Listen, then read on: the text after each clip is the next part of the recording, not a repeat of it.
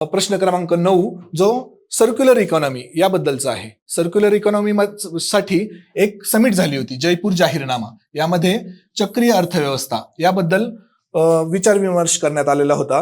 तर आपण यामध्ये चक्रीय अर्थव्यवस्था म्हणजे काय, त्याचे बेसिक, स्टॅटिक पार्ट हे सर्व कव्हर केलेलं होतं.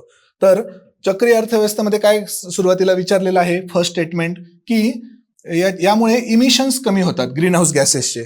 तर आपल्या या पुढच्या पानावर आपल्याला दिसत असेल की 2050 पर्यंत जागतिक ग्रीन हाऊस गॅसेस उत्सर्जनात 45% घट होऊ शकते. म्हणजे हे स्टेटमेंट जसेच्या तसं फर्स्ट स्टेटमेंट ऍड्रेस होत आहे. आता आपण सेकंड स्टेटमेंट पाहूया. यामध्ये होतं की reduces the use of raw material as inputs, म्हणजेच कच्चा माल हा इनपुट म्हणून कमी होऊ शकतो सर्क्युलर इकॉनॉमीमुळे. तर आपण पुढच्या पानावर जाऊया.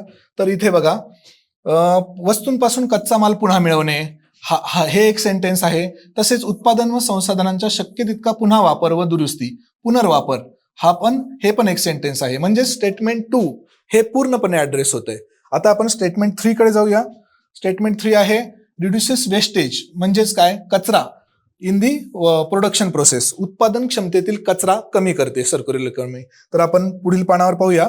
इथे कचरा व प्रदूषण निर्मिती टाळणे हे सेंटेन्स जसेचा तसं आलेलं आहे. म्हणजे या प्रश्नातही हे आर्टिकल कधीचं आहे, फेब्रुवारी 2025चं.